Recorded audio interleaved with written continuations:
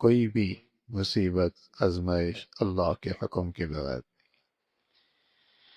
یہ بات اندر آ جائے کہ اللہ کی طرف سے ہر آنے والی حالات اس میں کوئی رحمت اور حکمت ہوگی تو آدمی کا دل مطمئن ہے.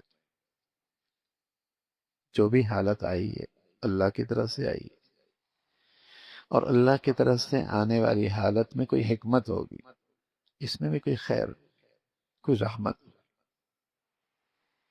اگر یہ بات اندر آ جائے تو آدمی کے سکون میں کوئی فرق نہیں ہے، اطمینان سے رہے، اور اس بڑی سے بڑی مصیبت کا غم اندر نہیں لے گا.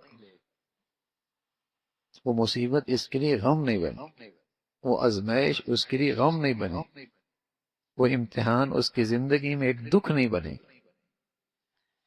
زندگی میں مصائب تو آتے ہیں، بچہ چلا جاتا ہے، بچی چلی جاتی ہے، صحت چلی جاتی ہے، معاشی حالات آ جاتے ہیں. یہ دنیا تو نام ہی ناگواریوں کا ہے، لیکن سبحان اللہ ایمان بڑھیا نصیب ہو جائے تو اس بڑھیا ایمان کی خاصیت کیا ہے؟ اللہ صبر نصیب فرما دیتا ہے اور اپنے فیصلے پہ رضا نصیب فرما.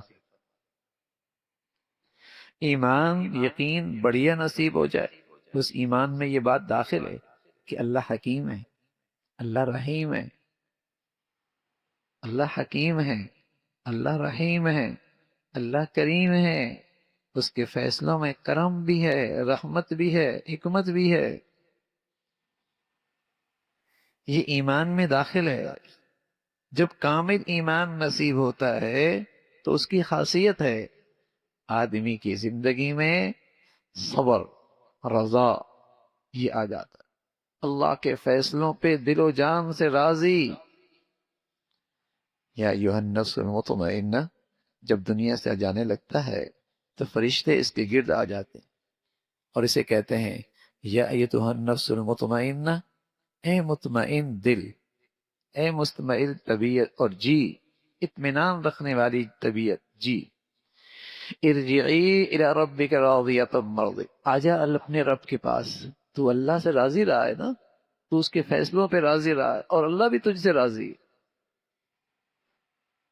جب تو دل و جان سے اللہ کے فیصلوں پہ راضی ہے تو یہ علامت ہے کہ اللہ بھی تجھ سے راضی ہے.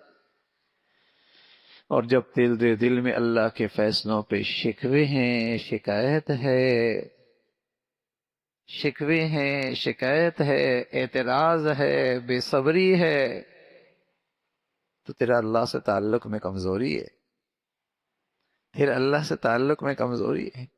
یہ تو ایمان ہے نا کہ ہر آنے والی آزمائش اور ناگواری اللہ کی طرف سے. ساری دنیا بھی اکٹھی ہو جائے کوئی میری حالت نہیں بدل سکتی، نہ اچھی نہ بری. ان الحکم الا للہ، فیصلہ اللہ کا ہے، فیصلہ اللہ کا ہے.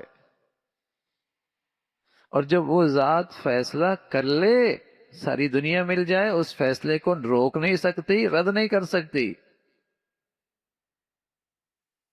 فیصلہ اس کا. تو ہر آنے والی آزمائش اور مصیبت بدون حکم کے اللہ کے نہیں ہے.